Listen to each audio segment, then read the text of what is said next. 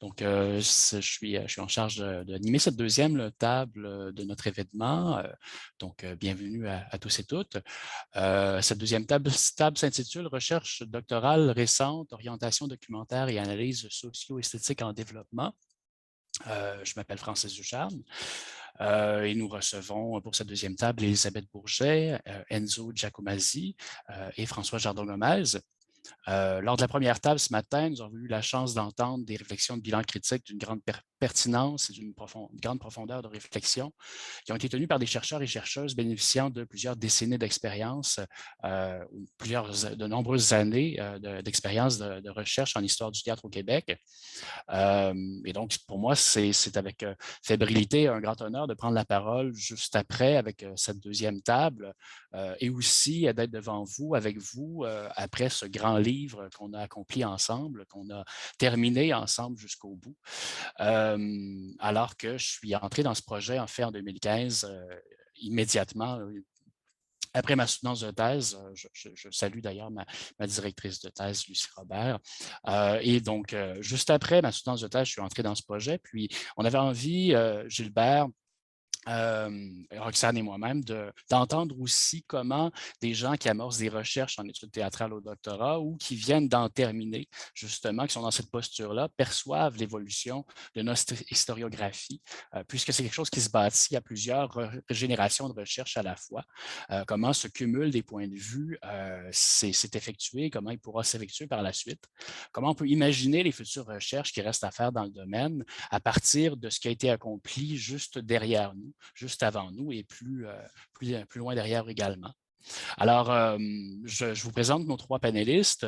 Il y a d'abord Elisabeth Bourget qui a soutenu en 2021, donc tout récemment, une thèse de doctorat en études et pratiques des arts à l'UQAM, portant sur l'accompagnement dramaturgique à l'École nationale de théâtre et au Centre des auteurs dramatiques. Pour cette recherche-intervention, elle a bénéficié du soutien du FRQSC. Elle est conseillère dramaturgique associée au CAD et elle enseigne aux étudiants en écriture dramatique à l'ENT. Elle est également autrice et traductrice. Enzo Giacomazzi est doctorant en études et pratiques des arts à l'UQAM, ainsi qu'à l'Université Sorbonne Nouvelle, Paris 3, dans le cadre d'une co-tutelle. Chargé de cours à l'École supérieure de théâtre de l'UQAM, ainsi qu'à l'Institut d'études théâtrales à Paris, il est collaborateur pour la revue Jeux et membre du groupe de recherche interdisciplinaire en arts vivants, le GRIAV, ainsi que de l'Institut de recherche en études théâtrales, IRET. François Jardon-Gomez est doctorant au département des littératures de langue française de l'Université de Montréal et il est professeur de littérature au Collège Édouard-Montpetit. Ses recherches actuelles portent sur les enjeux de la parole violente au théâtre québécois contemporain. Il est également critique de théâtre et il a récemment collaboré aux ouvrages Le théâtre contemporain au Québec 1945-2015 sous la direction de Gilbert David et au collectif Mythologie québécoise dirigé par Sarah-Louise Pelletier-Morin. Alors, je vous rappelle, l'ordre de prise de parole est purement alphabétique par ordre de nom de famille. Donc, il s'agit ni de courtoisie ni de favoritisme, bien sûr. Vous avez 20 minutes maximum, top chrono, pour une première intervention à haute voix. J'aimerais vous inviter à prendre, bien sûr, le temps de résumer votre projet de thèse. Quelle a été votre thèse ou votre thèse en projet? Négligez pas cette tâche de présentation de vous-même par modestie mal placée. On est curieux comme auditoire de connaître votre approche de recherche ou, dans le cas d'Elisabeth Bourget, de connaître vos principaux résultats et principaux résultats si votre thèse est suffisamment avancée pour que vous vous prononciez déjà sur la chose. Alors, je cède la parole dans un premier temps à Elisabeth Bourget. Ton micro, Elisabeth. Bonjour. Bonjour. Oui, vous m'entendez? Oui, ça marche. Oui, ça marche. OK. Oui, alors, merci beaucoup. Merci au comité organisateur là, pour l'invitation. D'autant que, et puis je suis assez, je vais le dire d'emblée, là, je suis quand même très impressionnée d'être parmi vous parce que je suis tout de même d'abord et encore et toujours une praticienne. Et donc, et pas une universitaire, même si, par ailleurs, oui, j'ai fait une thèse depuis de 2014 à l'automne 2021, guidée par Yves Jubinville. Et après avoir beaucoup pensé à ce que j'allais présenter, je vais, oui, vous parler de ma recherche, je trouve que c'est la meilleure façon de contribuer à cette journée. Parler de ce qui m'a amené à l'entreprendre et aussi de quelques conclusions et questions que je tire de cette expérience. Donc oui, ma recherche porte sur l'accompagnement dramaturgique dans le programme d'écriture de l'École nationale de théâtre et au Centre des auteurs dramatiques. En fait, très simplement, j'ai voulu répondre à des questions que je me suis posées tout au long de mon parcours à titre de professeur à l'école et de conseillère dramaturgique au CAD. Comme je disais parfois en boutade pendant ma recherche pour expliquer ce que je faisais, je disais que j'allais enfin comprendre ce que j'avais fait toute ma vie. La question centrale, elle se posait pour moi depuis mon premier cours donné aux étudiants à l'École nationale en 1988, c'est comment on aborde l'écriture dramatique alors que dans les faits, concrètement, il n'y a plus de règles ou de modèles. Donc, comment on travaille avec eux? Est-ce qu'un jeune auteur, une jeune autrice a encore besoin de connaître les règles de la construction dramatique classique, pour résumer? Euh, la question des outils à utiliser quand il n'y a plus de règles, je l'ai retrouvée quand j'ai été conseillère dramaturgique au CAD de 2006 à 2016. De Buffet chinois de Nathalie Boisvert à Okinum d'Émilie Monet, en passant par Contre le temps de Geneviève Billette à Manifeste de la jeune fille d'Olivier Chouanière. Comment être utile? Quelle balise quand il n'y a plus de balise? Donc, au Québec, depuis quelques années, on s'intéresse de plus en plus au conseil dramaturgique de ce que j'appellerais le conseil dramaturgique de production, à la dramaturgie de production, qui se pratique de plus en plus dans de petites compagnies qui travaillent en écriture de plateau ou aussi sur les productions de répertoire des grandes compagnies. C'est un type de dramaturgie qui existe depuis longtemps, qui prend ses racines avec Lessing au 18e siècle, la pratique du dramaturge. Évidemment, c'est une pratique qui a beaucoup évolué, qui s'est développée, qui est bien documentée. Je veux dire, on peut penser là, aux travaux de Marianne Van Kerkhoven, de Anne-Françoise Benabou. Il y a une revue en ligne aussi, Agon, qui a publié énormément de documents et de tables rondes. Et d'ailleurs, l'histoire du théâtre contemporain au Québec qui consacre une annexe intitulée Profession dramaturge. Mais, en fait, au CAD, puis dans le programme d'écriture de l'École nationale de théâtre, il existe, c'est une autre pratique dramaturgique qui est l'accompagnement d'auteurs et d'autrices. Cette pratique-là est différente parce que c'est une pratique qui s'exerce hors production, sur des textes en chantier, et qui s'est développée alors que l'écriture pour le théâtre ne cessait justement de s'écarter des règles et que la dramaturgie québécoise prenait toutes sortes de formes. Et cette pratique-là n'avait jamais été documentée. En 1991, dans une longue entrevue pour la revue Jeu sur son travail de responsable de la dramaturgie au CAD, interviewée d'ailleurs par Gilbert David, Lorraine Hébert trouvait que l'accompagnement dramaturgique était une intervention complexe qui demanderait qu'on y réfléchisse mieux et tous ensemble. Et cette réflexion-là n'a pas eu lieu. Quant au programme d'écriture de l'École nationale, aucun article ne lui a été consacré et en 2006, 30 ans après sa mise sur pied, une entrée libre de la revue Jeu revenait plutôt à la vieille question: peut-on former un auteur de théâtre? Pourtant, le CAD a été fondé en 1965, le programme d'écriture mis en place en 1975. Les deux structures ont vraiment été des pionnières dans leur domaine. Il existe des centres de dramaturgie ailleurs dans le monde, mais pour l'immense majorité, ils n'ont pas été fondés par des auteurs et des autrices et dotés d'un CA composé à majorité d'auteurs et d'autrices. De la même manière, l'immense majorité des programmes d'écriture ont été mis en place dans des universités. Et en France, les programmes créés dans des écoles l'ont été bien après, bien après celui de l'école et influencés par lui. Et tant au CAD que dans le programme d'écriture, l'accompagnement dramaturgique se démarque de ce qui se fait ailleurs. Mais il faut quand même souligner qu'il y a beaucoup d'autres aspects, entre autres du travail du CAD, qui sont très bien documentés. Et à ce niveau-là, l'histoire du théâtre contemporain au Québec s'intéresse à son rôle dans la diffusion des textes et comme de vecteur dans le domaine de la traduction. Et ça, je veux dire, effectivement, je le mentionne dans la mise en perspective historique que je fais des deux structures. Bon, pour la suite des choses, là, quand même, je n'ai jamais perdu de vue que le CAD puis l'École nationale ont des finalités différentes. Le CAD, c'est un regroupement professionnel. L'école, un lieu d'apprentissage. En fait, ce qui m'a permis d'aborder le travail dans les deux structures, c'est d'une part, ils sont parents par les auteurs qui les fréquentent et y travaillent. Et ça, pour moi, c'était une bonne raison de les aborder tous les deux. Puis finalement, aussi, au fin de ma recherche, j'ai décidé de me concentrer sur une partie précise du programme d'écriture, c'est l'accompagnement individuel pour l'écriture des textes qui vont être présentés en exercice public et semi-public. Exercices qui sont dirigés par un metteur en scène professionnel. Il y a des similitudes dans le cheminement que fait le jeune auteur et l'accompagnement qu'on lui donne de ce qui se fait comme rencontre dramaturgique au CAD. Et donc, mes objectifs dans cette recherche, c'était vraiment de laisser une trace de ce qui se fait à l'École nationale ou au CAD, de documenter cette pratique québécoise. Comment se fait l'accompagnement des auteurs et des autrices, avec quels outils, et que ma recherche puisse servir de base, nourrir d'autres recherches. Également, aujourd'hui, les auteurs et les autrices n'écrivent pas seulement à leur table de travail, mais de plus en plus avec le plateau. Avec le plateau, c'est l'expression consacrée, autrement dit en salle de répétition. J'ai donc voulu voir si des changements devaient être apportés à cet accompagnement à l'école et au CAD pour ces écritures.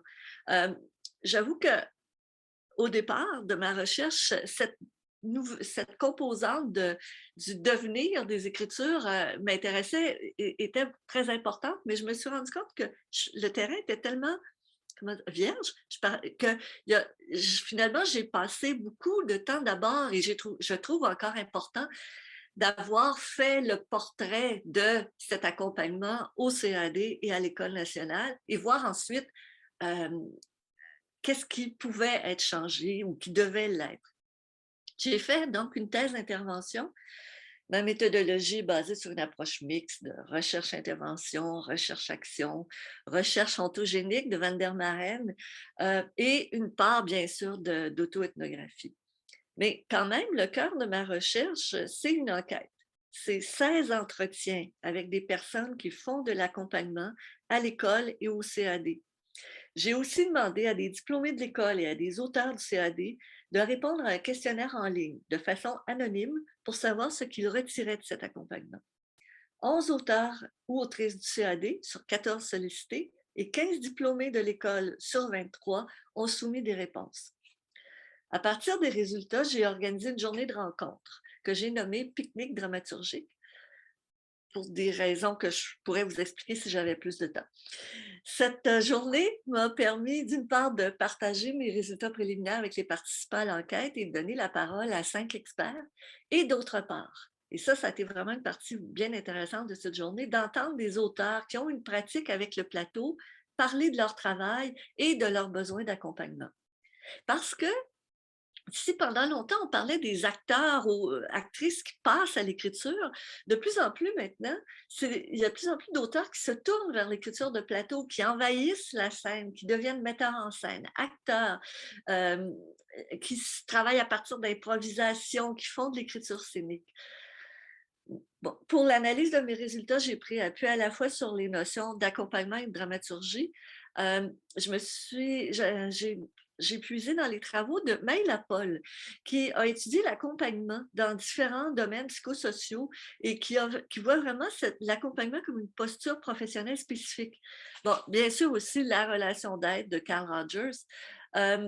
La notion du bricoleur développée par Lévi-Strauss dans La pensée sauvage, le bricoleur qui travaille avec ce qui se présente, avec les moyens du bord. Dans des écritures où il n'y a plus de règles, on est, oui, avec les moyens du bord. La maïeutique de Socrate était convoquée et son opposé, le maître ignorant de Rancière.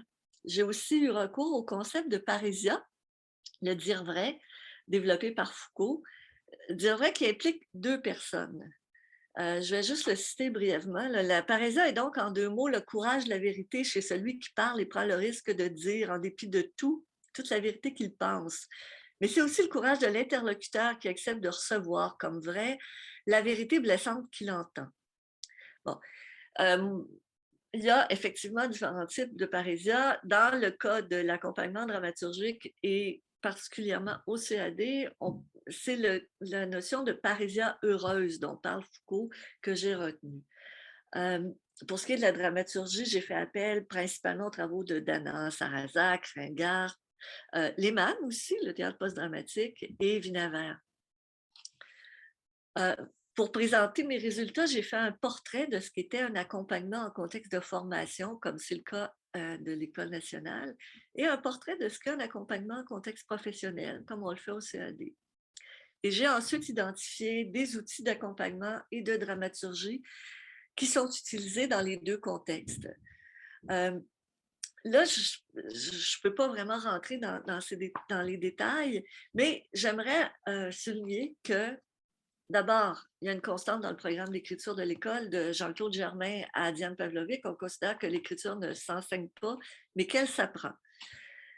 Il y a aussi deux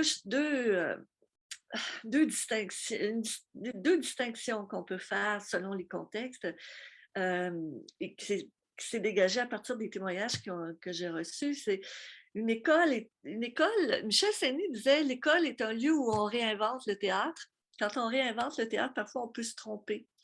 Et donc, une école, c'est où ça devrait, il faut que ce soit un lieu où on peut se tromper. Ce qui n'est pas facile nécessairement pour le jeune auteur ou la jeune autrice, qui est difficile aussi pour la personne qui accompagne, mais c'est peut-être une caractéristique, une composante en tout cas, de l'accompagnement dans un contexte d'une école de théâtre. Au CAD, par contre, le dire vrai dont je parlais précédemment, c'est vraiment, je pense, ce qui joue pour le conseil dramaturgique, parce que il y a deux... c'est dans certaines circonstances, le conseiller, dire en toute congruence ce qu'on trouve urgent de dire et oser le dire. Oser dire, par exemple, qu'on ne sait pas c'est quoi là, qui est là, comment on le prend. Ou oser dire à l'auteur ou l'autrice que le chemin sur lequel il ou elle s'acharne, à notre avis, n'est pas le bon. Ou encore, oser suggérer, de mettre un texte de côté, de passer à autre chose. Bon, tous ces exemples-là, c'est des choses que j'ai pu documenter à travers ma recherche et qui, pour moi, ça m'a, moi, personnellement, apporté beaucoup. On peut aussi remarquer que les deux accompagnements se rejoignent dans la dimension dialogique et l'importance de l'écoute. Et le doute fréquent chez la personne qui accompagne. Bon, j'ai aussi consacré un chapitre aux écritures avec le plateau en analysant les échanges qui avaient eu lieu lors du pique-nique dramaturgique. Et ça a fait émerger le besoin de trois types de conseillers ou de conseillères, vraiment des trois personnes différentes. Le conseiller de texte qui lit et commente, qui assiste à quelques répétitions. Le conseiller scénique ou l'œil extérieur, c'est-à-dire la personne qui a l'expérience de ce type d'écriture et qui peut intervenir autant sur des questions de dramaturgie que sur des aspects concrets du processus de création, comme l'échéancier ou la façon de transcrire les choses dans un fichier Excel, par exemple, plutôt que dans Word. Le conseiller de macro-dramaturgie, pour reprendre le terme d'Émilie Marskoun, cette personne-là va proposer des liens entre le projet de création en cours et d'autres œuvres artistiques ou des textes savants qui va donc créer un dialogue entre le monde et le projet en cours. Je suis correcte dans moi. Je me suis pas chronométrée. Ça va? J'ai encore un peu de temps? Oui, 5 minutes encore, c'est bon. Ah, c'est parfait. C'est exactement ce que là où je voulais aller. Alors, parce que je m'en vais vers une conclusion qui fait des liens justement avec l'histoire du théâtre contemporain au Québec dans une certaine mesure. Parce que tant le programme d'écriture que le CAD partagent les questionnements qui se posent à tout le milieu théâtral sur deux points, c'est-à-dire l'importance que semble prendre les écritures avec le plateau, d'une part, Et d'autre part, l'ouverture aux artistes autochtones et à ceux issus de la diversité. Bon, le dernier chapitre de l'histoire du théâtre contemporain évoque justement la porosité des frontières. Bon, le CAD s'intéresse déjà à cette question des écritures scéniques par divers moyens, notamment une salle de répétition complètement équipée, puis maintenant un bassin de conseillers, conseillères associés qui, pour plusieurs, ont l'expérience de la dramaturgie de production et auxquels les membres peuvent faire appel dans la mesure des budgets disponibles. En fait, je pense que dans le cas du CAD, l'enjeu va peut-être être de préserver son expertise en dramaturgie de texte, parce que des fois, j'ai l'impression qu'ils ont le vent dans les voiles de vouloir suivre cette vague qui est, je veux dire, allons vers le plateau. Mais bon, c'est à suivre. Dans le cas du programme d'écriture, on est dans une autre dynamique et c'est plus complexe parce que programme d'écriture, on peut bien faire de l'écriture de plateau, disons, avec 4 étudiants, là, les 2 de deuxième, 2 de troisième, mais ça fait on n'est pas. J'ai envie de dire, c'est une vision un peu restreinte là, de l'écriture de plateau. Donc, il peut pas bouger. Il ne peut pas bouger seul. Il faut que. Il y a des questions de logistique incroyables, en tout cas à l'École nationale de théâtre. Entre les différents programmes, des questions d'horaire, des questions. Bon, ça, et ça, ben, je ne sais pas ce qui va arriver. Et quand il y a eu, je veux dire, la porte n'a jamais été fermée. Et quand un auteur a voulu travailler en écriture de plateau son texte de finissant, ben, ça ne s'est pas passé, justement parce qu'il y avait tellement de contraintes logistiques et que, je veux dire, et c'est fragile quand même, l'écriture de plateau. Mais il y a aussi la question et qui se pose pour tous les domaines, c'est de quoi un jeune auteur ou une jeune autrice a besoin pour se tourner vers l'écriture avec le plateau quand il sort de l'école. Et parmi les répondants au questionnaire, il y en avait 5 sur 15 qui avaient expérimenté l'écriture de plateau pendant leur passage à l'école, mais 8 sur 15 ont travaillé au moins une fois de cette manière à leur sortie. Et en général, on ne me disait pas « Oh mon Dieu, c'est ça qui manque, c'est ça qu'il faut faire ». Bon. Pour le CAD comme pour l'école, l'ouverture à des auteurs et des autrices autochtones ou de la diversité est faite depuis quelques années. Le CAD a été d'ailleurs un des premiers dans le milieu à bouger, à mettre en place des forums sur la racisation, tout ça. Bon, par contre, je pense qu'il faudrait voir à ce qu'il y ait des personnes de ces communautés qui puissent faire de l'accompagnement. En tout cas, c'était une suggestion que m'a fait Émilie Monet pendant ma recherche.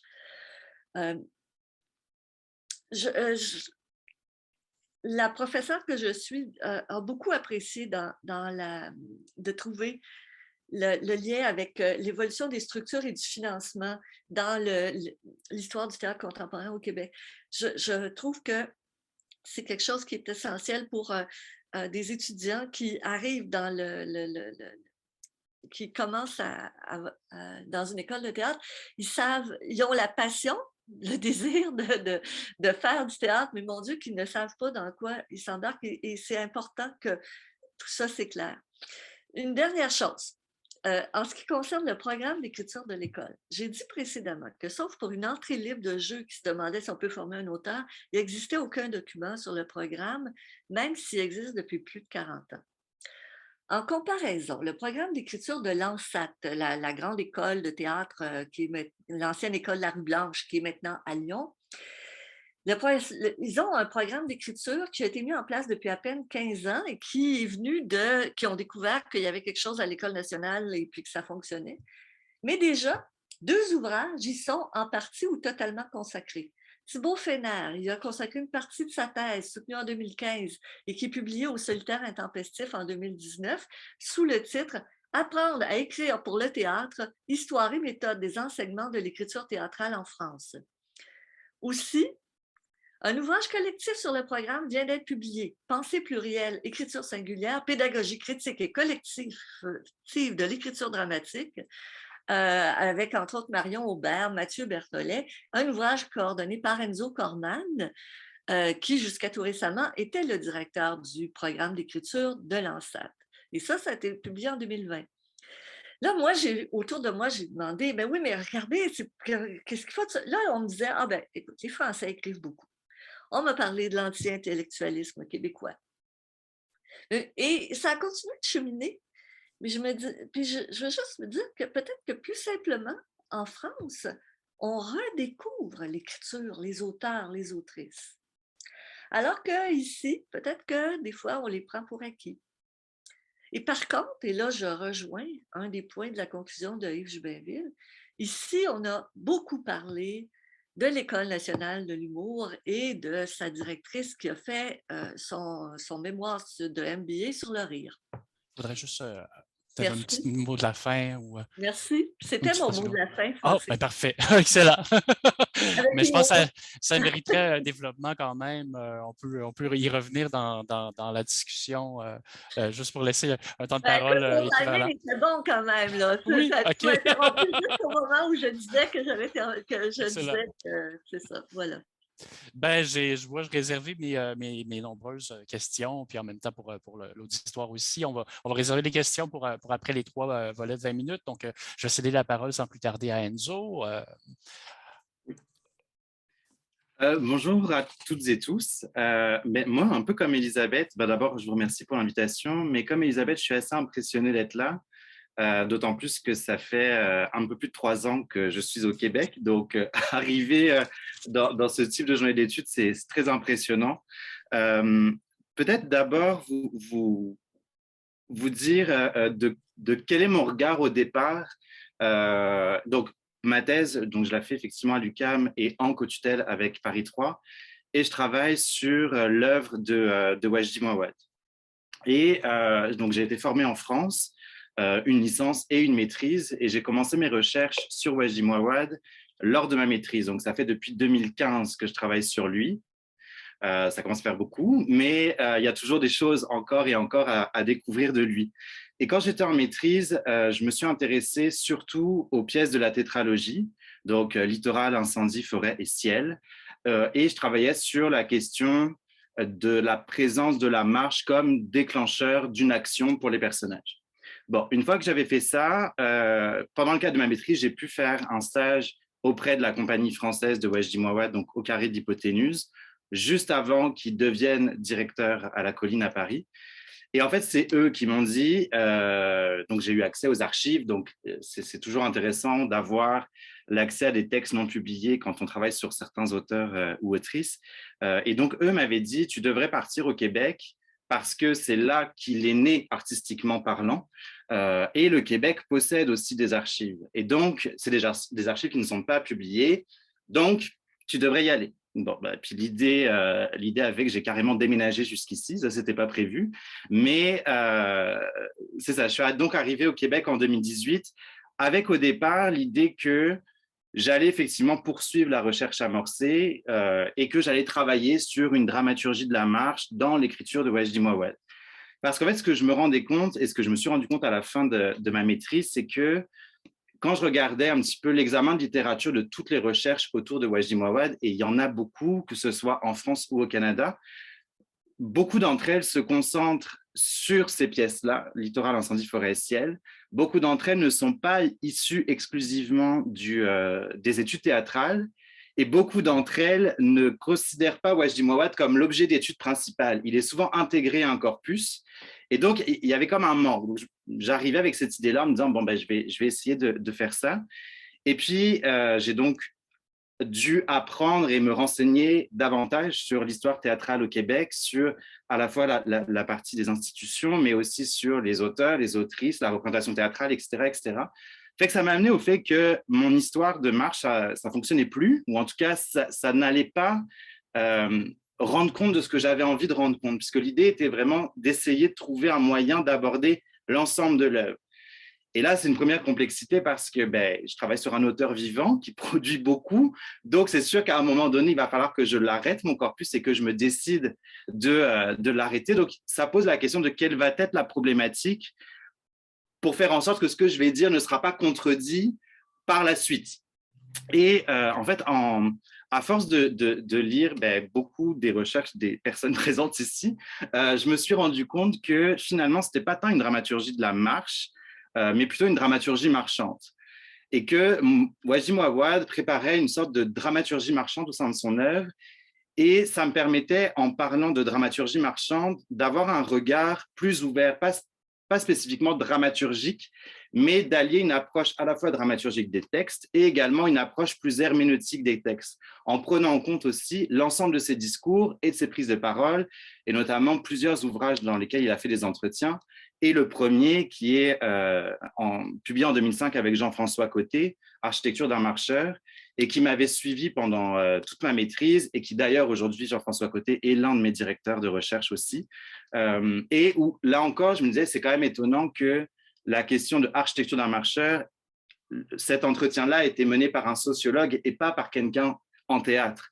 Et donc, ça m'a beaucoup interrogé, cette idée-là de pourquoi, comment ça se fait qu'en théâtre, on essaye toujours d'aborder l'œuvre de Wajdi Mouawad par le prisme d'une thématique particulière ou par l'idée de nos concepts dramaturgiques en France ou au Canada qui existeraient. Donc, je me suis dit, c'est sûr que l'approche dramaturgique, on a des exemples avec Michel Vinaveur, avec Patrice Pavis, qui ont tenté de donner des approches, sauf qu'en les relisant, ces approches-là sont quand même très européennes et abordent des textes très européens.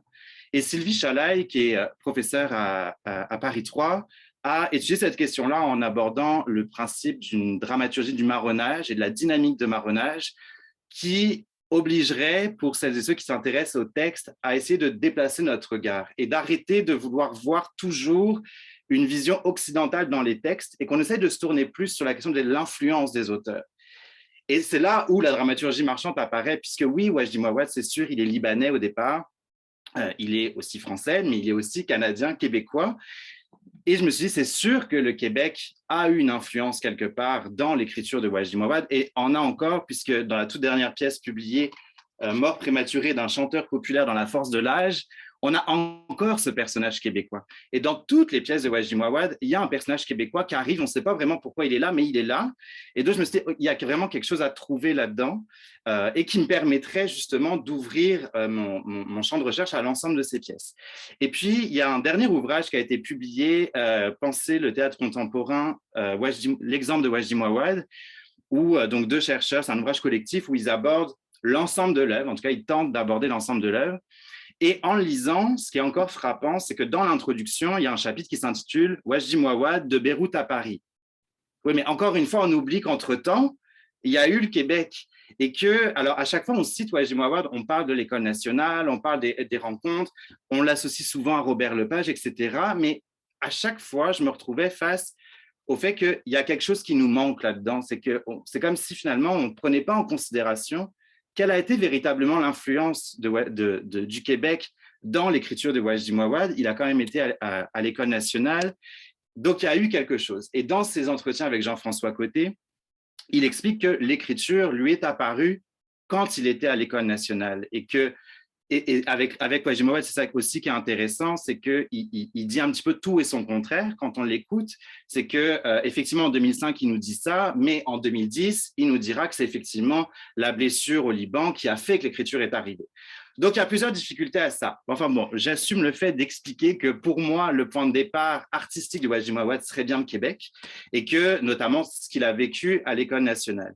Et donc, en partant de cette idée-là, j'essaie de remonter un petit peu à la fois une espèce de biographie, mais là encore, c'est compliqué parce que Mouawad lui-même nous trompe dans ses dates. C'est qu'il nous explique qu'il est arrivé à l'âge de 12 ans au Québec dans certaines entrevues. Après, c'est 14 ans, des fois, c'est 15 ans. Donc, bon, on s'accorde une marge de manœuvre. À la rigueur, la date, ce n'est pas nécessairement le plus important, mais ça en dit déjà long sur la manière avec laquelle il se raconte lui-même et la manière avec laquelle il raconte son propre parcours.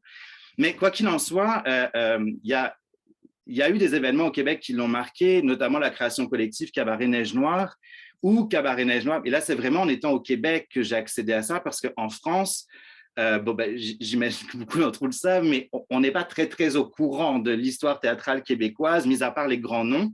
Mais il y a comme je ne sais pas si c'est un refus, mais en tout cas, il y a une fébrilité vis-à-vis de connaître qu'est-ce que fait le théâtre québécois. Et donc, en m'intéressant à Cabaret Neige Noire, j'ai pu voir qu'à la fois dans le processus de la création collective, Wajdi Mouawad reprend encore beaucoup de choses là-dedans, encore aujourd'hui, et qu'il a été marqué par toutes ces expériences-là. Et donc, c'est un peu ça l'enjeu, puis de voir après, dans les différents articles que j'ai pu lire sur une espèce de... Ce serait quoi les caractéristiques d'une dramaturgie québécoise? Et là encore, je pense que ça m'intéresse, on en parlerait avec Elisabeth tout à l'heure, mais c'est vrai que, par exemple, en France, effectivement, on a, mettons, je donne l'exemple du lexique du drame moderne et contemporain dirigé par Jean-Pierre Sarrazac, qui nous donne des clés d'entrée dramaturgique. Et au Québec, moi, la difficulté que j'ai eue et que, à la rigueur, j'ai encore, c'est cette idée-là de ce serait quoi les points d'entrée dramaturgiques pour des textes? Parce que souvent, effectivement, on parle de la représentation théâtrale, mais tout dépend dans quel sens on prend le mot dramaturgie. Et Joseph Danon nous a bien expliqué qu'il y en avait deux. Il y a certes la question du passage du texte à la scène, mais c'est aussi l'architecture des textes. Et c'est là où mon approche herméneutique prend aussi son sens à cet endroit-là, même si ça fait un grand débat de prendre l'herméneutique et dramaturgie et essayer de les mettre ensemble. Mais, et donc, j'essaye de trouver non pas des caractéristiques, mais qu'est-ce qui, dans l'expérience québécoise de Wajdi Mouawad, a pu avoir une influence, et là encore. Et par exemple, la question de la langue, qui est pour moi l'un des premiers points, c'est que dans beaucoup des pièces de Wajdi Mouawad, si ce n'est toutes, on a soit des personnages qui parlent une langue étrangère, soit des mots qui ne sont pas du langage, on va dire, français classique, mais vont reprendre des expressions québécoises, etc. Donc, ça dit quelque chose dans l'écriture du texte. Il y a aussi la question du cœur qui est extrêmement présente chez Wajdi Mouawad, et dans les textes québécois, il y a aussi cette idée du cœur. Alors, maintenant, la question, c'est est-ce que ça dit la même chose? Et est-ce que Wajdi Mouawad s'en sert de la même manière ou non? Ça, je vous le dirai quand j'aurai terminé la thèse et mon enquête, mais j'ai l'intuition qu'il se sert et qu'il joue un peu sur plusieurs tableaux avec ça. Et puis, la question même de lui en tant qu'artiste et sa position où il écrit certes des textes pour le plateau, mais il écrit aussi des romans, il y a comme une espèce de pluridisciplinarité avec lui qui pourrait être influencée par d'autres artistes québécois. Et quand on regarde les recherches qui ont été menées, bon, c'est sûr que Robert Lepage revient très régulièrement comme l'un des exemples qu'on pourrait mettre presque inévitablement côte à côte avec Wajdi Mouawad. Et là encore, en m'intéressant un peu plus au parcours et à la formation de Robert Lepage, je suis revenu jusqu'à sa formation au Théâtre Père avec Jacques Lessard, et que Jacques Lessard avait fondé le cycle Repère. Et cette question du cycle, donc hérité d'Anna Alprine des années 60 aux États-Unis, là, je me suis dit, OK, mais en fait, c'est ça l'écriture de Wajdi Mouawad. Il y a ça aussi, il y a cette notion de cycle qui revient tout le temps. Certes, lui, il l'assume avec le cycle Le sang des promesses, là, actuellement, avec le cycle domestique, mais comment je pourrais dire ça? L'intuition que j'ai, c'est qu'en réalité, l'ensemble de l'œuvre de Wajdi Mouawad est un cycle. Et donc, c'est une marche qui continue d'avancer, certes une marche lente, parce qu'on ne passe pas d'une pièce à une autre et on aurait une rupture dramaturgique ou une rupture esthétique, mais à chaque fois, on a comme une évolution, on retrouve les mêmes personnages. Et Wajdi Mouawad, de la même manière que Robert Lepage a pu le faire, il reprend, alors lui, c'est même pas il reprend la suite de la représentation, c'est il reprend carrément des textes qui réintègrent dans d'autres textes, et que finalement, quand on essaye de faire de regarder précisément l'ensemble de ces textes, on se rend compte que parfois, dans certaines de ces pièces, il y a plus d'un tiers de la pièce écrite qui a été reprise d'une autre pièce écrite il y a 10 ans. Et donc là, c'est assez troublant en tout cas. Je n'ai pas écrit de texte, alors c'est peut-être un peu fouillis, mais je pourrais m'expliquer un peu plus tard. Mais en gros, c'est ça. Et finalement, la chose que je me suis rendu compte, parce que c'est vrai que j'aurais pu faire ma thèse en restant en France, à la rigueur, c'était même plus simple pour moi, puisque je connaissais non seulement toute la théorie, une grande partie de la théorie, les grands théoriciens français, je les connais, etc. Et le fait d'être venu au Québec m'a vraiment non seulement démontré que l'intuition de départ devait être approfondie encore plus, mais m'a permis de me rendre compte que non pas que ma maîtrise était caduque, mais que ma maîtrise, finalement, faisait ce qu'aujourd'hui, j'essaye non pas de dénoncer, mais que moi-même, j'ai pris la tétralogie et que j'ai regardé ça avec un regard très français et très, très européen. Et que moi aussi, dans mon introduction, j'ai parlé du Québec, mais de manière très brève, en me disant, c'est sa formation, point. Et je n'avais pas pris conscience à quel point, dans son écriture et dans son processus de création, le Québec l'avait profondément marqué. Donc, finalement, l'intérêt pour moi d'être venu là, c'est d'avoir compris ça et de me rendre compte que toute l'histoire qu'il y a derrière et notamment tous les enjeux politiques, esthétiques, sociaux qu'il y a pu avoir depuis la Révolution tranquille jusqu'à aujourd'hui, à quel point Wajdi Mouawad, c'est sûr que ça l'a marqué et qui reprend des choses qu'il a lues, qu'il a vues, et que son formateur à l'École nationale était Gilles Renaud, et que Gilles Renaud a joué le rôle du père dans Littoral, ce qui est quand même pas rien, et lui-même, Wajdi Mouawad l'assume comme étant un vrai lien. Et puis dernièrement, en 2019, Gilles Renaud a encore joué dans une autre pièce. Donc, on a des liens comme ça. Or, les recherches actuelles, en tout cas, quand je dis recherche, je parle plus des recherches doctorales, mais même les différents articles qu'il peut avoir sur l'écriture de Wajdi Mouawad, il n'y en a presque pas sur ce lien avec le Québec. C'est comme si c'était acquis et qu'effectivement, il a été au Québec, mais il aurait pu aller ailleurs, ça aurait été la même chose. Moi, je ne pense pas. Je pense que s'il est pas. Le Québec a vraiment eu un impact considérable dans son écriture. Et d'ailleurs, c'est assez intéressant de voir aussi la relation qu'il conserve avec le Québec, il y a eu des polémiques, il y a eu tout ça. Et là encore, même sa relation avec le Québec, il dit un peu tout et son contraire aussi, suivant au moment avec lequel on a une conversation avec lui. Et donc, pour revenir au sujet de ma thèse, la dramaturgie marchande me permet non seulement effectivement d'analyser ces pièces d'un point de vue dramaturgique, mais me permet aussi d'élaborer une pensée sur son parcours et sur son cheminement en tant qu'artiste. Je ne m'intéresse pas tant à savoir la psychologie de l'artiste, c'est vraiment pas ça qui m'intéresse. Et encore une fois, pour avoir rencontré plusieurs personnes qui le connaissent très bien, beaucoup m'apportent aussi plus d'anecdotes personnelles sur pourquoi il y a eu ça. Bon, moi, ce n'est pas mon intérêt. Moi, je m'appuie que sur ce qui a été publié. Parce que sinon, on ne s'en sort pas et j'ai aucune prétention pour expliquer qui serait Wajdi Mouawad, vraiment pas. Mais c'est de m'appuyer seulement sur soit les entretiens qu'il a pu donner à la radio, etc., soit les ouvrages écrits, puis à côté, évidemment, ses pièces de théâtre. Donc, je retire de mon corpus la question du roman, la question des albums jeunesse, volontairement pour rester dans le domaine théâtral. Maintenant, j'enlève aussi la partie des Sophocles, puisque là aussi, je fais une distinction avec Mouawad. Lorsque c'est lui qui écrit, lorsqu'il y a une commande et lorsqu'il y a par exemple l'histoire avec Robert Davreux, c'est Robert Davreux qui a traduit les Sophocles et lui les a ensuite mis en scène, sauf pour les deux dernières. Donc, ce sera les deux dernières qui resteront dans le corpus. Mais voilà, c'est un peu ça que j'essaye d'élaborer et dont l'enquête est certes conséquente, mais vraiment très intéressante. Et j'espère à la fin de la thèse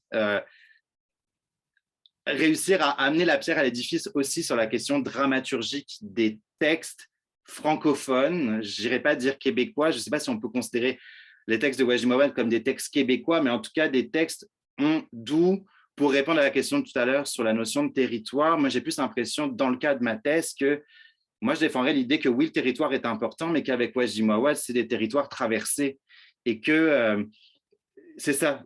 En tout cas, moi, c'est ça que j'apporterais plus. C'est l'écriture traversée par des territoires. Et qu'est-ce que ça voudrait dire? Parce que même dans des artistes québécois, beaucoup sont issus de l'immigration à un moment. Et donc, qu'est-ce que ça a voulu dire? Il y a eu les recherches en études littéraires là-dessus, sur la question de la transculturalité, etc. Et je me dis, au théâtre, dans l'écriture en tant que telle, il y a peut-être aussi ça. Wajdi Mouawad sera un exemple et j'espère qu'on pourra après essayer de voir qu'est-ce qui marche pour d'autres ou pas. Mais voilà, c'est à peu près ça. Je sais pas si... c'est ça, mais je poursuivrai la discussion après. Il t'aurait resté 2 ou 3 minutes pour conclure si tu voulais ajouter quelque chose, mais on peut aussi procéder par discussion sans problème. Là. Non, la dernière chose que j'ajouterais, parce que ça, c'est souvent une question qu'on m'a déjà demandé quand j'explique mes recherches, c'est de savoir si à un moment, je vais discuter avec Wajdi Mouawad et avoir une rencontre. Non, enfin, en fait, c'est pas mon... Je ne souhaite pas, en fait, je ne souhaite pas à un moment avoir un affect. Après, évidemment, avec le plus grand des plaisirs, mais ça fait depuis 2015 que je travaille sur lui. Je travaille avec sa compagnie, donc sa compagnie me connaît, la Colline aussi, mais j'ai pas envie d'avoir un entretien pour essayer, parce qu'à un moment, il y a l'affect qui rentre en compte, et que si l'auteur me dit, non, c'est pas vrai, ça peut très vite déstabiliser. Or, j'ai aucune prétention à dire que c'est vrai ce que je raconte. J'essaie juste d'apporter une nouvelle interprétation possible à son œuvre. Et donc, ce sera avec plaisir pour en discuter à la fin de la thèse une fois qu'elle sera écrite. Mais en tout cas, c'est vraiment une thèse de recherche. Il n'y a pas un moment de discussion avec l'artiste en lui-même. Très bien, donc j'entends que tu as posé une certaine distance sur le plan méthodologique, c'est bien. Bien reçu, bien compris. Je réserve mes questions, mes commentaires pour la suite des choses après avoir entendu la présentation de François. On y va.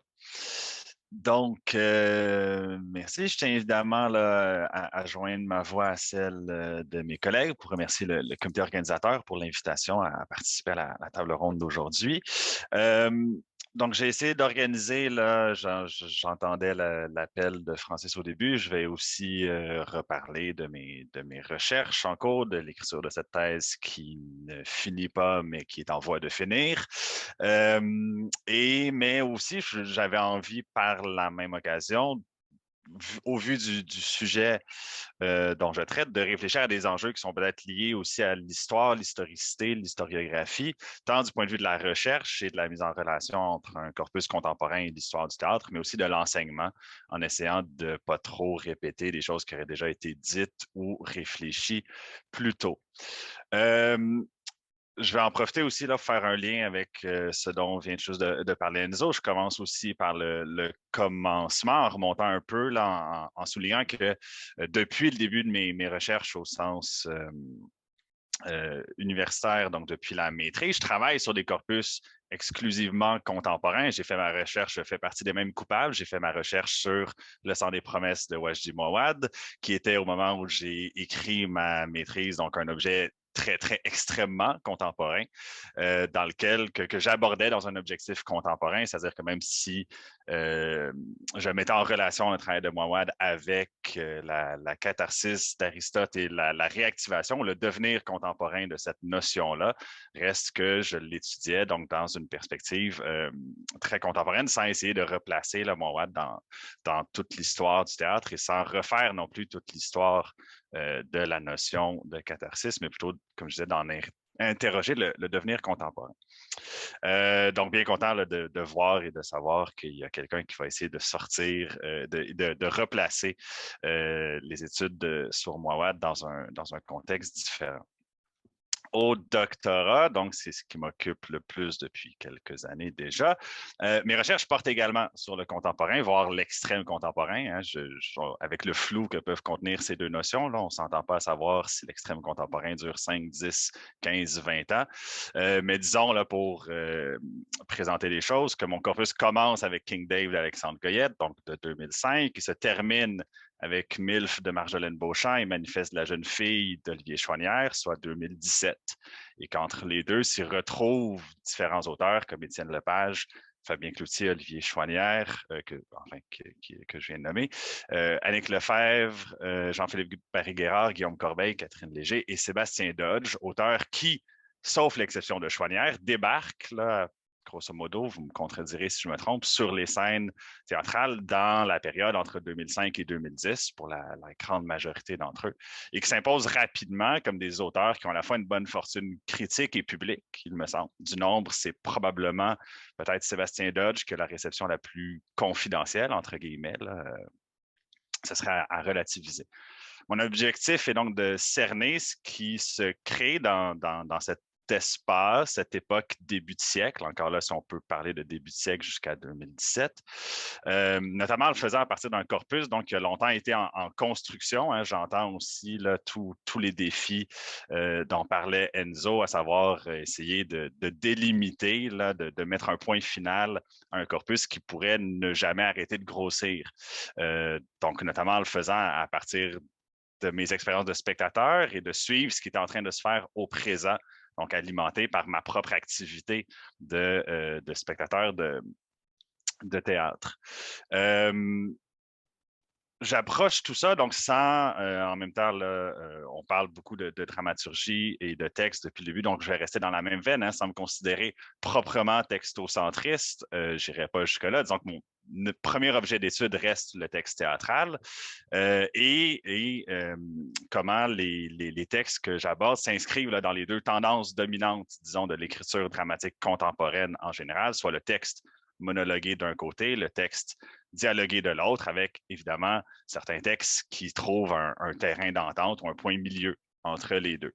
En ce sens, je suis peut-être moi-même coupable là, de la reconduction d'un certain nombre de clichés ou de poncifs socio-esthétiques avec lesquels on a la difficulté de prendre des distances. Ceci étant dit, je pense que l'intérêt du corpus sur lequel je travaille n'est pas tant dans la réinvention complète des formes dramatiques. On reste dans plusieurs enjeux contemporains sur le fragmentaire, même si le théâtre québécois contemporain me semble quand même marqué par une tension entre désir de récit et éclatement de la forme dramatique, tension que j'essaye de réfléchir aussi. Donc, moins dans la réinvention complète de la forme dramatique, mais dans ce que les auteurs essayent d'y insuffler pour revivifier, peut-être, des notions qu'on croyait évacuer des scènes, euh, notamment la notion de personnage. Donc, de m'inscrire dans la veine de travaux qui m'ont précédé, notamment les travaux de Pauline Boucher il y a quelques années. Donc, pour constater que malgré ce qu'on en a dit, dans plusieurs études et plusieurs textes là, autour du début des années 2000, hein, que le personnage, la notion de personnage était vouée à disparaître. Cette notion-là refuse de disparaître des textes et des scènes, et me semble particulièrement au Québec. Et donc, j'essaie d'étudier comment leur parole, celle des personnages, porte, transmet, reproduit, manifeste la violence au détriment des représentations physiques de celle-ci. Donc, c'est par cette violence-là de l'oralité, du dire ou de la parole que les personnages, à mon avis, du théâtre québécois contemporain, ou en tout cas des pièces que j'analyse dans mon corpus, c'est par cette violence-là que non seulement ils communiquent entre eux, voire avec le public, mais aussi qu'ils se définissent ou qu'ils trouvent le moyen d'exister dans le monde. Et je réfléchis à ces enjeux-là à l'aide de travaux notamment de Marion Chentialev, Barbara Mété-Chastanier, Sarah Zach ou Vinavert. Je fais un pas de côté là, pour réfléchir aussi à des questions, comme je vous disais, liées à la question de l'histoire, parce qu'on le sait, l'étude d'objets contemporains, on l'a déjà évoqué, pose des défis, surtout dans une perspective historique. Essayer de faire quelque chose qu'on peut appeler comme de l'histoire du présent, nous contraint, comme le soulignait François Bédarida notamment, nous contraint à approfondir la notion d'historicité dans la complexité des temporalités et à s'interroger sur la trilogie passé, présent, futur, puisque la marche du devenir englobe le futur. C'était la citation. Ça suppose donc d'abord de surmonter l'enjeu, justement, de l'incomplétude de l'objet que j'ai déjà un petit peu évoqué, c'est-à-dire analyser, interpréter des tendances, des mouvements dont on ne connaît ni l'aboutissement ni la fin, autrement dit, des processus qui ne sont pas complètement terminés. Si j'ai un certain recul sur une partie de mon corpus, la plupart des auteurs écrivent encore. Alexandre Goyette serait l'exception. Hein, il n'y a pas de texte qui suit King Dave. Donc, la plupart des auteurs écrivent encore, parfois avec des textes qui poursuivent dans la même veine ou qui viendraient la transformer, voire qui pourraient contredire ce que j'essaie de dire. Et donc, d'un point de vue purement égoïste, la pandémie aura peut-être été l'occasion, au moins, de circonscrire un corpus et de marquer une pause là, dans l'avancée perpétuelle des textes produits par les auteurs que j'étudie.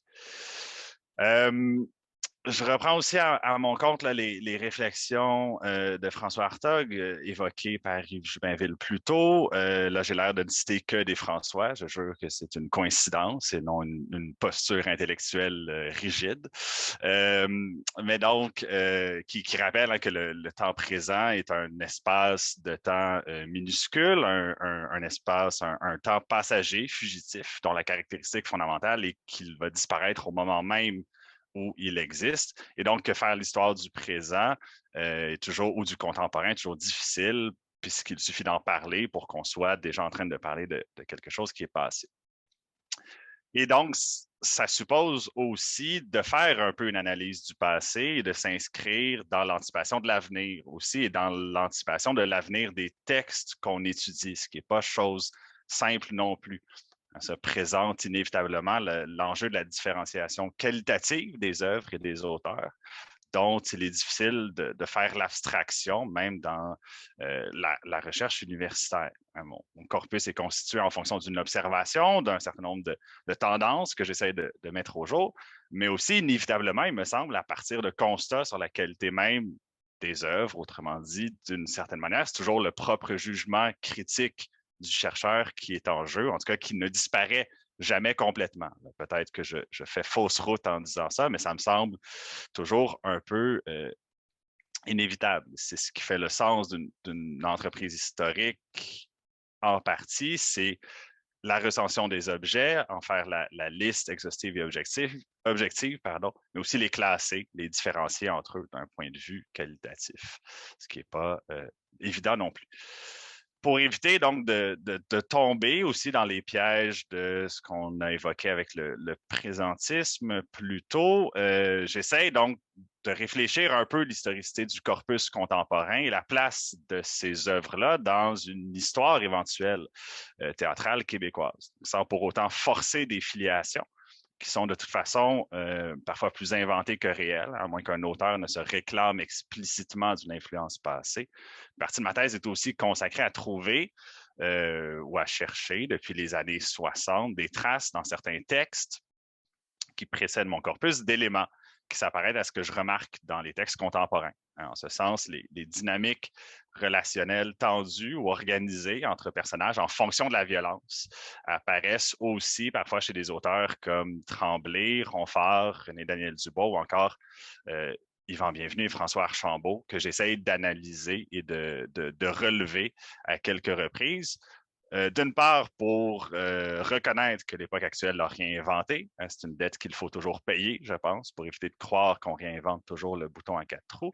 Mais d'autre part aussi pour me permettre de mieux mettre au jour, peut-être, ce que l'époque contemporaine apporte de neuf ou de différent des enjeux qui, eux, ne le sont pas. Ce qui est toujours, je pense, le défi du contemporain, puisqu'on comprend bien que les œuvres contemporaines, le défi des œuvres contemporaines, c'est plus de réinventer quelque chose dans la mesure où pas tout a été dit ou écrit, mais enfin, pas loin de.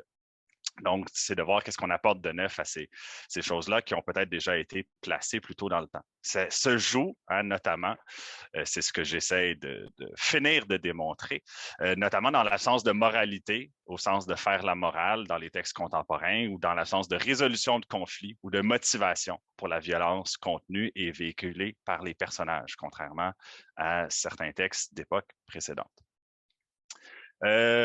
Je me permets, donc je l'avais annoncé, de sortir un peu de la question de la recherche parce que en réfléchissant à tout ça, je voulais aussi réfléchir à la question de l'enseignement et de la place de l'histoire et du rôle que jouent les institutions, au sens académique du terme, dans l'histoire et l'historiographie, puisque en enseignant, nous sommes à la fois responsables de sa transmission, mais aussi de sa perpétuelle redéfinition au gré des recherches. Quelle place faire dans l'enseignement aux différents pôles qui composent le théâtre québécois et son histoire? Comment éviter de reconduire les clichés, les idées reçues, elles-mêmes parfois transmises par l'histoire telle qu'elle a été écrite? Il me semble, et je pense pas être le seul à le croire, que l'histoire est aussi une entreprise subjective, un ensemble, quand on aborde l'histoire, on l'aborde avec un ensemble d'admissions, d'interprétations qui sont toujours en vigueur et qui influencent nos jugements sur le passé. Dans cette perspective-là, en enseignement, il me semble qu'il faut en tenir compte aussi, que ce soit à l'université dans des cours thématiques, là, je parle de ma perspective, que ce soit à l'université dans des cours thématiques, que ce soit un cours d'histoire du théâtre sur une période donnée, donc par exemple du 18e siècle à aujourd'hui, dans un cours consacré au théâtre québécois spécifiquement, on dispose d'un temps relativement long pour présenter, analyser, circonscrire un enjeu. Ceci étant dit, même dans ce contexte, je répète quelque chose qui est une évidence pour la plupart des gens ici qui enseignent. Ça suppose, même dans ce contexte-là, de faire des choix, de prendre parti en faveur d'éléments de l'histoire, de passer plus rapidement sur certaines périodes plutôt que d'autres, de choisir des auteurs et des praticiens plus que d'autres pour représenter une époque ou un courant, et ainsi de suite.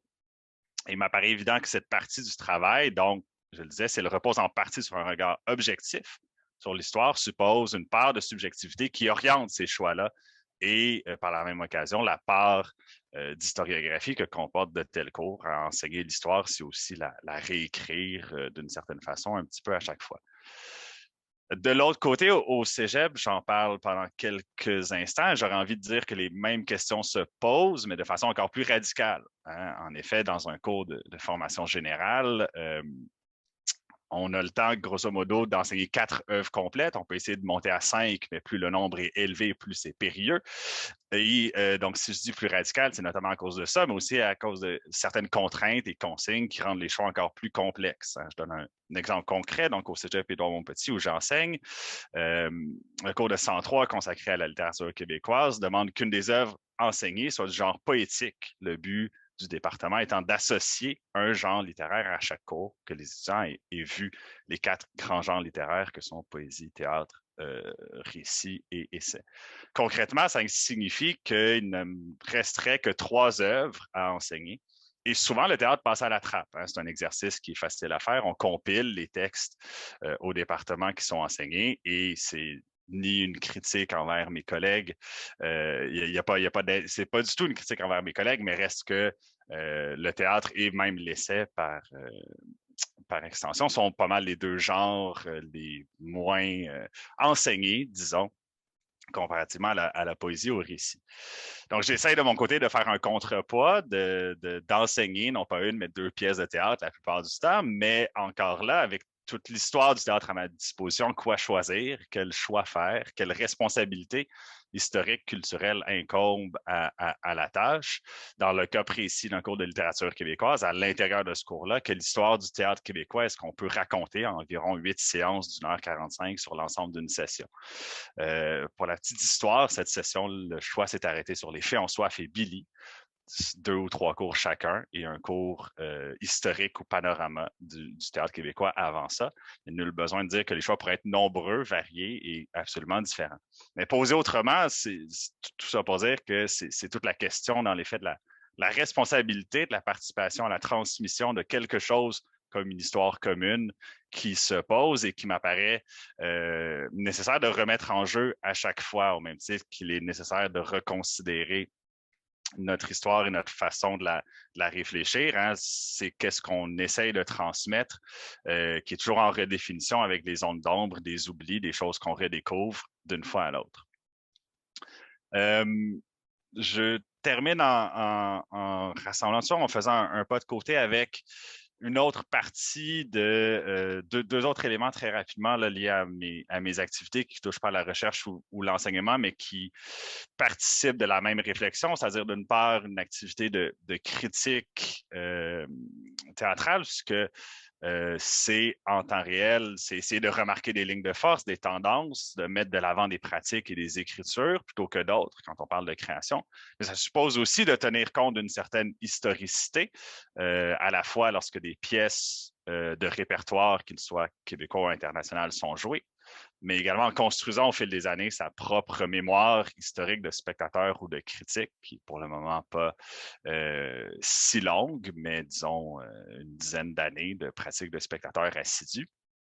Mais c'est aussi quelque chose qui finit par informer, mine de rien, et à s'inscrire dans l'histoire aussi. La critique de première réception suppose non seulement d'exposer son jugement dans le moment présent, ça va, mais aussi on s'en rend compte, et je l'ai fait moi-même en tant que chercheur, et vous le savez là aussi, ça suppose d'être lu dans 10, 20, 30 ans par des historiens, des étudiants ou des chercheurs qui voudront savoir ce qui s'est dit sur une œuvre ou un artiste, par exemple, et pour essayer de rassembler l'ensemble des commentaires qui ont pu être faits sur une pratique.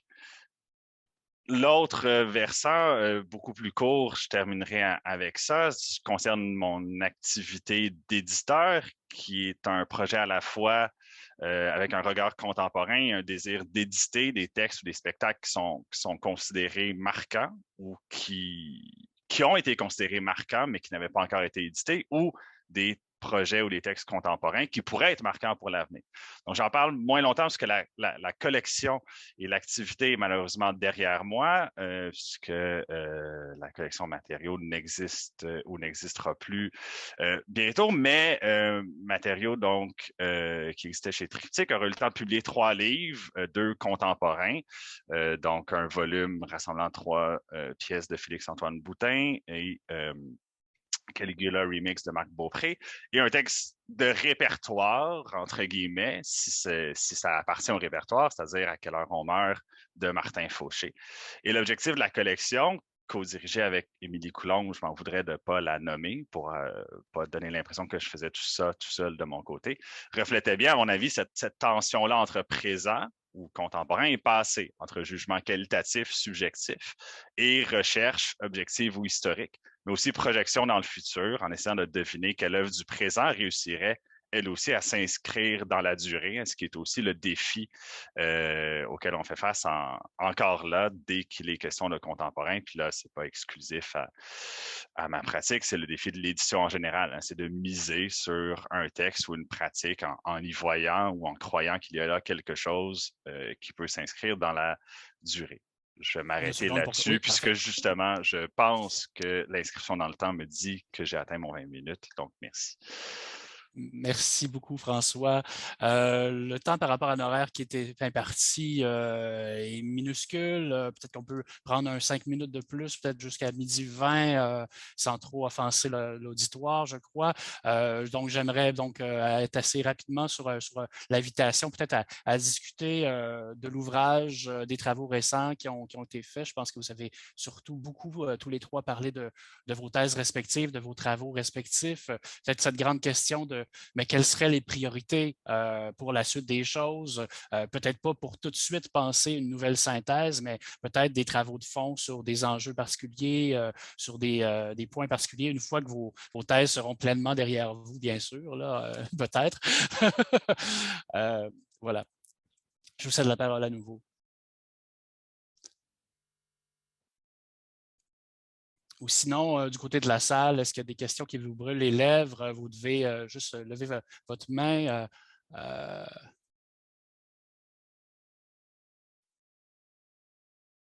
Oui, Elisabeth, allez-y. Oui. Vas-y plutôt. Oui. Pardon? Vas-y, Elisabeth, oui. Pardon pour le vouvoiement. Okay, non, mais en fait, je voulais juste revenir un peu sur ce que j'avais glissé à la fin de mon intervention sur l'ouverture du milieu aux pratiques issues de la diversité, mais aussi des Autochtones. Et ça, pour moi, c'est quelque chose avec lequel je pense qu'il va vraiment falloir composer. Et puis, je pense que ça peut d'autant plus être intéressant que tout de même, on a actuellement au Québec, je veux dire, Ondinoc, je pense que c'est la plus vieille compagnie de théâtre, théâtre autochtone au Canada. Et puis, donc, on part déjà de là. Et pour moi, ça pose aussi la question du territoire. Je veux dire, j'ai beaucoup aimé que l'histoire du théâtre contemporain au Québec s'intéresse à la pratique du théâtre anglophone. Pour mes années au CAD, j'avais collaboré régulièrement avec Playwrights Workshop Montréal et Emma Thibaldo, d'ailleurs, m'avait remercié d'avoir fait d'elle une metteur en scène francophone parce que je lui avais demandé de venir travailler avec nous. Mais ce que je veux dire, c'est que dans le territoire québécois, je pense que les Autochtones vont être de plus en plus présents. Et la question aussi, c'est comment nous... parfois, j'ai une crainte, c'est que, je veux dire, pour j'ai envie de dire, pour par exemple, les auteurs, les autrices blancs, on va juste être là, on ne sera même pas québécois, on va juste être blancs. Des fois, je me dis, mon Dieu, mais est-ce que, je veux dire, est-ce qu'on va quand même pouvoir avoir un discours plus large? Parce que des fois, j'ai l'impression qu'on cherche à nous cantonner. Voilà, c'était ma petite intervention, peut-être un peu hors d'ordre, pardonnez-moi.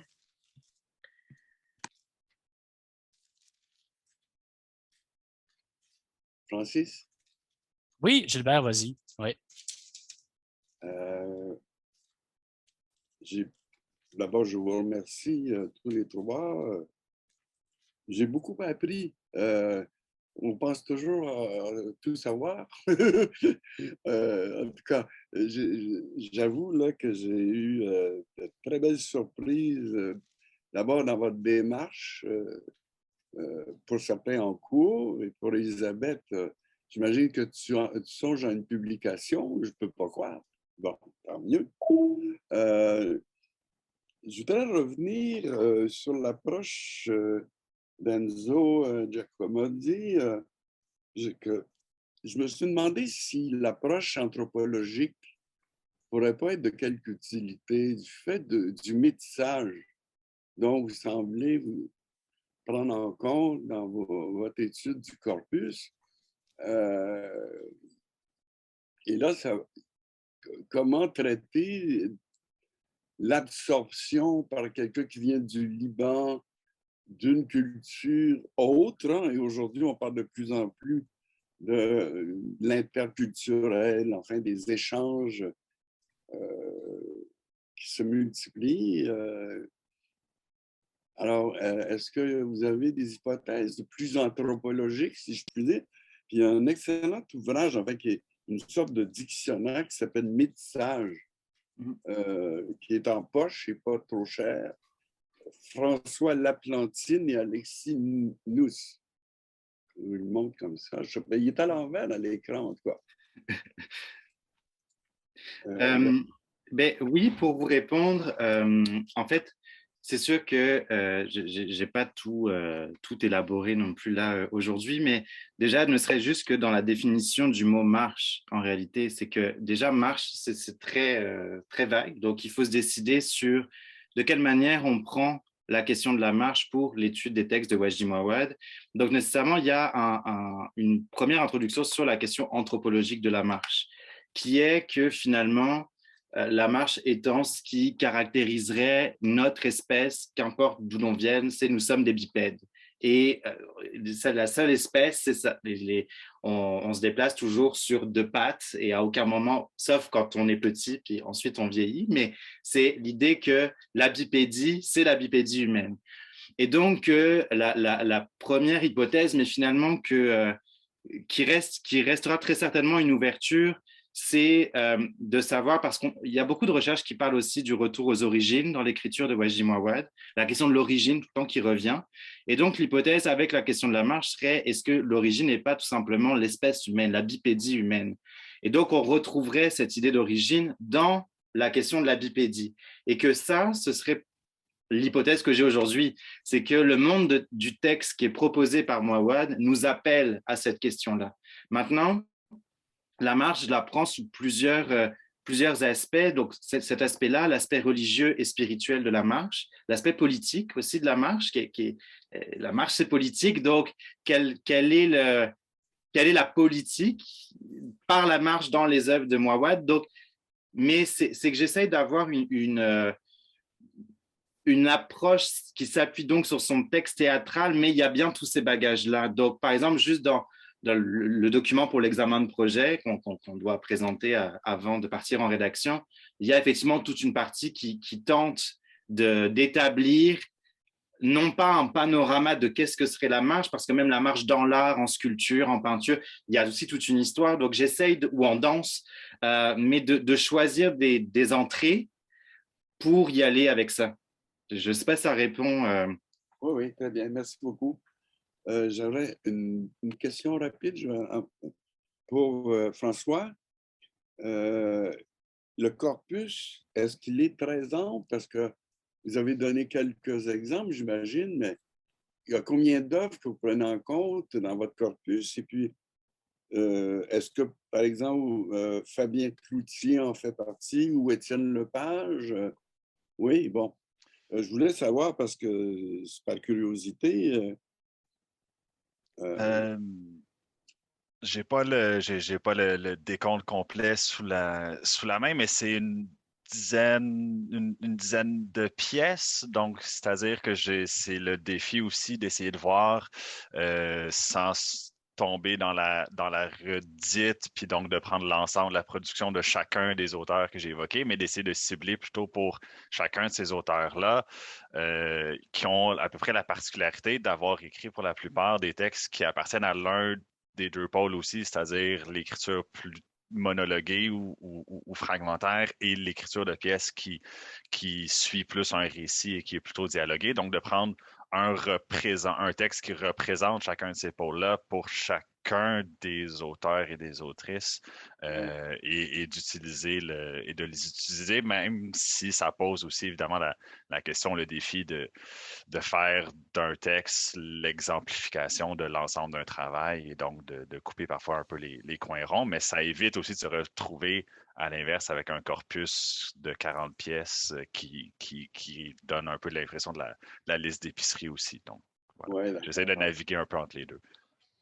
Ben, j'en profite aussi pour dire ma déception que votre collection matériaux cesse ses activités. Est-ce qu'il y a une raison particulière? C'est purement, là, je ne peux pas rentrer dans tous les détails, malheureusement. J'ai peut-être un peu vendu une mèche trop vite, mais c'est tout simplement purement, malheureusement, des considérations financières pour la maison d'édition. Ouais. D'accord. D'éditer le théâtre, d'éditer les textes de la façon dont on voulait les éditer du point de vue financier et rentable, ça finit par poser problème pour une maison d'édition qui en avait beaucoup sur les bras de toute façon. Disons ça comme ça. Bien, on va prendre donc un répit, puis on peut y revenir aussi à certaines pistes qui ont été lancées durant ces 2 dernières séances, durant ces 2 dernières tables. On se retrouve donc à 13h30 après le dîner.